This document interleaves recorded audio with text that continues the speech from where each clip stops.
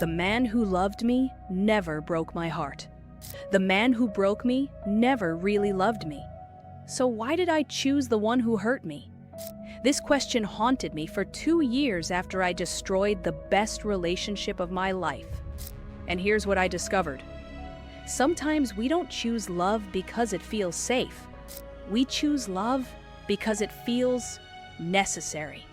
I'm going to show you the 6 emotional truths about why women like me leave good men for broken ones. 6 reasons why we choose the storm over the shelter. By the end of this, you'll understand what drives us to destroy the best thing that ever happened to us. Reason number 1.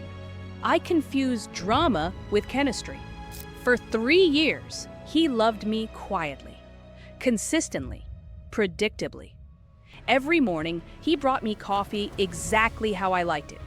Every evening, he asked about my day and actually listened. Every weekend, he planned something thoughtful just for us. And I felt nothing. Then I met someone who made my heart race with uncertainty. Someone who texted me at 2 a.m. with random thoughts that kept me awake until 4. Someone who looked at me like I was a puzzle they couldn't solve. Day 4, I find myself checking my phone every 3 minutes, waiting for their message. Day 9, I realize I haven't thought about my boyfriend's coffee ritual in 6 days. Day 15, I'm lying in bed next to the man who loves me, fantasizing about someone who barely knows my last name.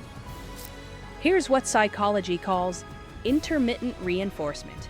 Unpredictable attention creates stronger emotional bonds than consistent love. The man who loved me was like breathing, essential but invisible. The one who broke me was like drowning, terrifying but impossible to forget. I mistook the adrenaline of uncertainty for the electricity of connection. But here's where the real addiction began. Reason number 2. I chose passion over love without understanding the difference. He loved me like a warm bath, comforting, healing, safe. They desired me like a wildfire, consuming, dangerous, alive. Love felt like coming home. Passion felt like coming alive. And I was a woman who had forgotten what it meant to feel fully awake. But they made me feel awake in ways that had nothing to do with gender or expectation. They saw me as myself, not as someone's girlfriend or future wife. I remember the exact moment I realized I was choosing chaos over peace. We were at dinner. My boyfriend was telling me about his promotion, his plans for our future, the house he wanted to buy us. And all I could think about was the person who had kissed me in a parking lot 3 days before. How my knees went weak. How I forgot my own name for 7 seconds. Day 16. I find myself Googling the difference between love and passion at 3 a.m. while he sleeps next to me. Day 19. I cancel our movie night because I can't sit still. My leg bounces through an entire conversation about our weekend plans. Day 21. I realize I'm physically uncomfortable with his predictable affection. When he reaches for my hand, my palm sweats. That's when I knew I was already gone. Psychology calls this hedonic adaptation. We become numb to consistent pleasure, but hyper-responsive to intense stimulation. The man who loved me fed my soul. The one who broke me starved my soul and made me grateful for crumbs. But I was addicted to the hunger more than I appreciated the feast. Day 22, I start picking fights with my boyfriend about dirty dishes when he's trying to plan our vacation. Day 28, I forget our anniversary dinner and schedule drinks with friends instead. I watch his face fall and feel nothing. Day 34, I choose the storm anyway. My hands shake for 20 minutes after I tell him we need to talk. If you're watching this because you've seen someone choose chaos over your love, hit that subscribe button because what I reveal next will change everything you think you know about women like Lee. But then I discovered something darker about myself. Reason number 3. I was addicted to emotional intensity in any form, even when that intensity was pain. The man who loved me never made me cry. The one who broke me made me cry every 2 weeks like clockwork. And somehow, those tears felt more real than 3 years of smiles. When you've spent your whole life feeling things deeply, peace can feel like emotional death. I needed the highs and lows, the uncertainty, the constant wondering where I stood. Day 38. I spend 4 hours analyzing a 2-word text from them. Day 41. I check their Instagram story 16 times in one evening. Day 45. I can't eat for 6 hours after they don't respond to my message. This is what psychology calls emotional addiction, when we become dependent on intense feelings to feel alive. My boyfriend's love was like a steady heartbeat. Reliable, but easy to ignore. Their chaos was like a cardiac monitor during a crisis. Terrifying, but impossible to look away from. I confused the absence of drama with the absence of love.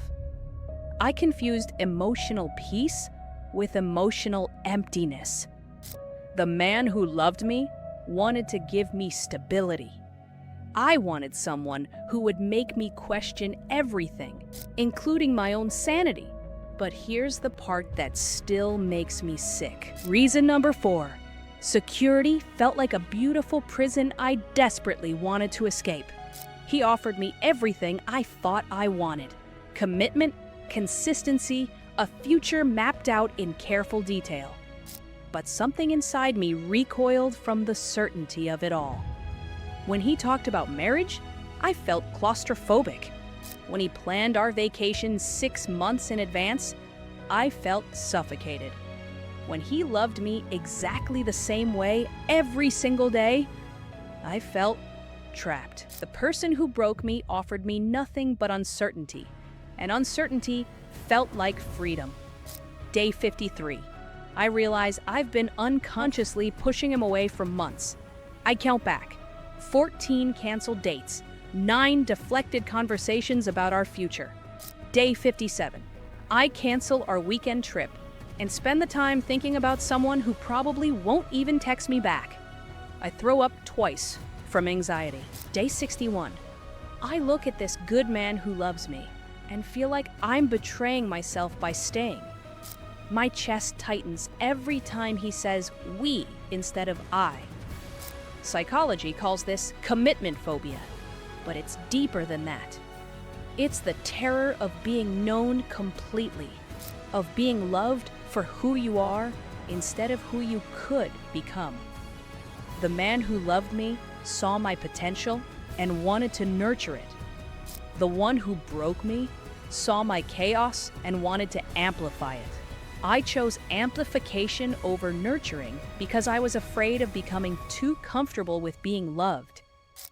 Write me in the comments if you've ever left someone good for someone who hurt you, because the next 2 reasons are the ones that still keep me awake at night.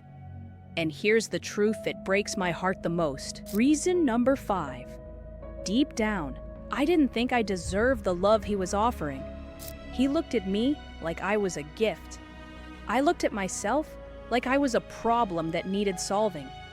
When someone loves you quietly and completely, and you can't love yourself the same way, their love starts to feel like a lie. Like they don't really see you. Like they're loving some version of you that doesn't actually exist. The person who broke me treated me exactly how I thought I deserved to be treated. With uncertainty, with conditions, with the constant threat of abandonment. Day 68. I realize I trust pain more than I trust peace. I spend 43 minutes in my car after therapy, crying because I can't explain this to my therapist either. Day 72.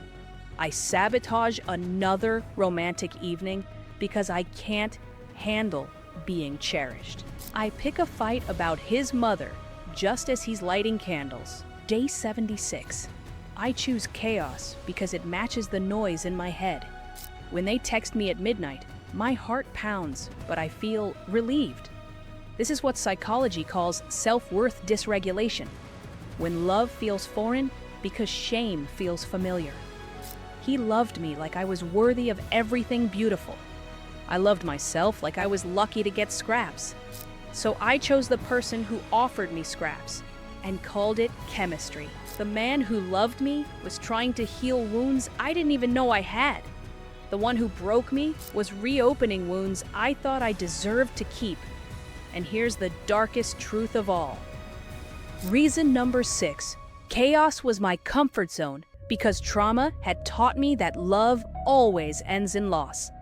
Every stable moment felt like the calm before the storm. Every peaceful evening felt like borrowed time. Every I love you felt like a countdown to goodbye. The man who loved me was trying to build something lasting, but I had learned that nothing lasts. So I chose the person who would leave before I could get too attached. I chose the ending I could predict over the happiness I couldn't believe. Day 81. I realize I'm destroying the best relationship of my life to avoid the pain of losing it later. I write a breakup text 17 times, but never send it.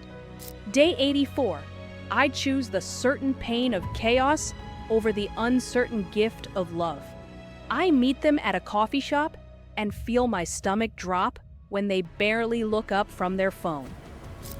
Day 87. I walk away from everything I've ever wanted because I've never learned how to want things without losing them. My hands shake so violently I can't turn the key in my car. Psychology calls this trauma bonding, when dysfunction feels safer than health because it's familiar. The man who loved me was asking me to trust in forever. My past had taught me that forever is just another word for until it's not. So I chose the person who would break my heart on schedule, instead of the one who might break it by surprise. I chose the devil I knew over the angel I couldn't trust myself to keep. And here's the truth I'm still learning to live with. That. Now you understand what I was really choosing. I wasn't choosing the person who broke me over the person who loved me. I was choosing familiar pain over unfamiliar peace. I was choosing the story I knew how to survive over the story I didn't know how to trust. Here's what I wish I could have told him. It's not that I don't love you. It's that I don't know how to receive love without waiting for it to disappear. Some women choose chaos, not because we don't value love, but because we don't believe we're allowed to keep it. We're not self-destructive, we're self-protective. We're just protecting ourselves from the wrong things. Do I regret it? Every single day. Do I understand why I did it? Finally, yes. Do I think good men should wait for broken women to heal? That's a question I'm still learning to answer. Psychology research shows that we often recreate our earliest relationship patterns, even when they hurt us. What looks like rejection of love might actually be protection from loss. But protection from what? The possibility that this time, love might actually stay. If you're currently watching someone choose chaos over your love, maybe they're not rejecting you. Maybe they're rejecting the possibility of losing you later. And maybe that's the most heartbreaking compliment they'll never be able to give you. If you want to understand more about why women like me say we're not ready, but fall for someone else anyway, watch my video. She says she's not ready for a relationship, yet she fell for another. That video will show you exactly what not ready really means.